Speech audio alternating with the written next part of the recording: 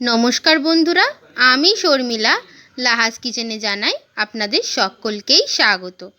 আজকে আমি আপনাদের জন্য নিয়ে এসেছি ভীষণ টেস্টি শঙ্কর মাছের ঝালের একটি দারুণ রেসিপি। শঙ্কর মাছের ঝাল কিন্তু আমাদের সকলেরই ভীষণ প্রিয়, আর এই মাছ যদি ঠিকঠাকভাবে রান্না করা যায় তাহলে তো এর টেস্ট দ্বিগুণ হয়ে যায়। তাই চলুন আজকের রেসিপিটা শুরু করা যাক। প্রথমে আমি শঙ্কর মাছ পরিষ্কার করে ধুয়ে নিয়েছি। এরপর আমি শঙ্কর মাছে 1 চামচ পরিমাণে নুন, 1 চামচ পরিমাণ হলুদ গুঁড়ো, সামান্য একটু সর্ষের তেল এবং 1 চামচ পরিমাণ ঝাল লঙ্কার গুঁড়ো দিয়ে খুব ভালো করে মাখিয়ে নিচ্ছি। মাছটা কিন্তু প্রপারভাবে নুন হলুদ মাখিয়ে আমি 10 মিনিট রেখে দিয়েছিলাম।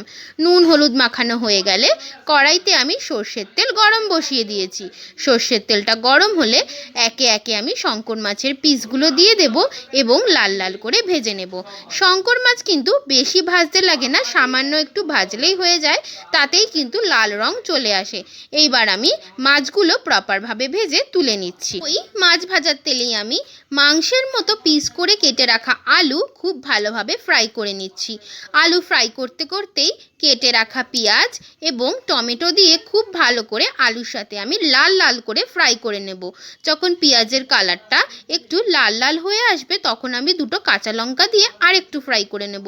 লঙ্কা আর পেঁয়াজটা খুব ভালোভাবে যখন ফ্রাই হয়ে যাবে আমি দিয়ে দেব রসুন এবং কাঁচা লঙ্কা বাটার পেস্ট। রসুন কাঁচা লঙ্কার পেস্ট দিয়ে খুব ভালো করে নাড়িয়ে যখন রসুনের ফ্লেভারটা মিশে যাবে তখন দিয়ে দেব আদা বাটা দেওয়ার পর ভালো করে নাড়াচাড়া করে এইবার আমি বাটির মধ্যে কিছু গুলে রাখা মশলা দেব। তাতে দেব ঝাল লঙ্কার গুঁড়ো, জিরের গুঁড়ো, 1/2 চামচ হলুদ গুঁড়ো এবং নুন দিয়ে আমি পরিমাণ মতো জল দিয়ে মশলাটা গুলিয়ে নেব। এরপর আমি রাখা মশলাটা আমি ভাজা আলুর মধ্যে দিয়ে খুব ভালো করে কষিয়ে নেব। খুব ভালো করে কষিয়ে নেওয়ার পর যখন দেখব মশলাটা একদম শুকিয়ে গেছে এবং তেল ছেড়ে দিয়েছে, সেই সময় আমি সামান্য একটু জল দিয়ে আরেকটু কষিয়ে নেব।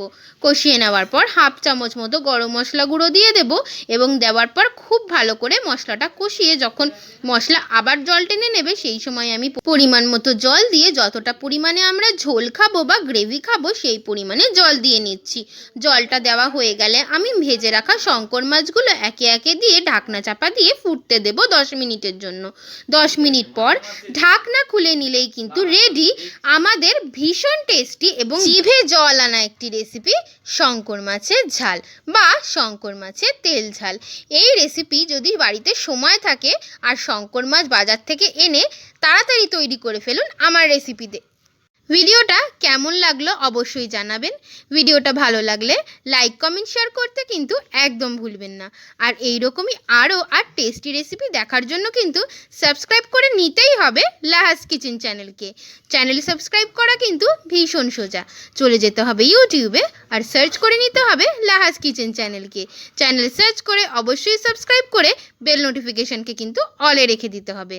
আর যে সকল বন্ধুরা এই ভিডিও ইউটিউব থেকেই দেখছেন তারাও কিন্তু ভিডিওটা অবশ্যই লাইক করে চ্যানেলটিকে সাবস্ক্রাইব করে বেল নোটিফিকেশনকে কিন্তু অলে রেখে দিতে হবে আর হয়ে যেতে হবে আমাদের এই ছোট্ট পরিবারের সদস্য। আজকের রেসিপি এইটুকুই। দেখা হচ্ছে আরেকটি কোনো আরও ভালো আর আরও মজাদার রেসিপি নিয়ে। তাই সবাই কিন্তু খুব ভালো থাকবেন, সুস্থ থাকবেন। আজকের মতো আমি আসি, টাটা।